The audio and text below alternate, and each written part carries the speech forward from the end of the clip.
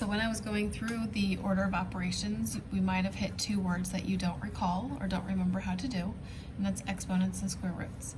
So I wanted to take a minute to just refresh your memory on exponents and square roots in case you have forgotten, or maybe teach it to you for the first time if you don't feel like you've ever seen it. Exponents. Exponents represent the amount of times the base number is multiplied to itself. So you're going to see something written in exponential form. If it's written in exponential form, that means the notation that is written using a base number and an exponent. Right here is exponential form, 4 to the third, where the 4 is your base, the 3 is your exponent, and this whole thing is called exponential form. So what this means, when something is written in exponential form, this means that you're going to multiply 3 4s together. Okay? So if you're going to multiply 3 4s together, it's going to look like this. 4 times 4 times 4. 4 times 4 is 16. 16 times 4 is 64. Exponents is always multiplying. It's never adding, subtracting, or division. It's always multiply. And this little number, the exponent, tells you how many times you're going to multiply the big number.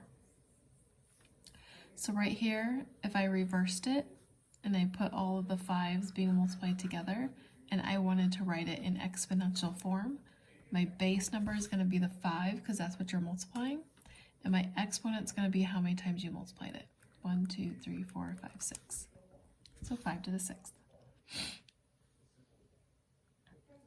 Now let's reverse it. Let's find square roots. Square root of a number is a number that when multiplied to itself is the original number. Now this only works, square roots only work for numbers, for two numbers being multiplied together. Okay? So for instance, 2 times 2 is 4, 3 times 3 is 9, 4 times 4 is 16, 5 times 5 is 25. If you reversed that, you would put in a little radical bar and put the 4. And this is asking, what is the square root of 4? That means what number do you multiply to itself and get the number that you're asking for. So the square root of 4 is 2.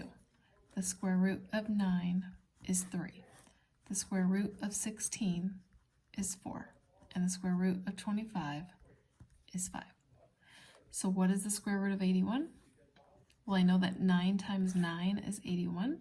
So your answer is 9. What is the square root of 144? Well, I know that 12 times 12 is 144, so my answer is 12. Has to be the same number, has to be only 2 of them being multiplied together, and that's your final answer. And this is called a radical sign to find the square root.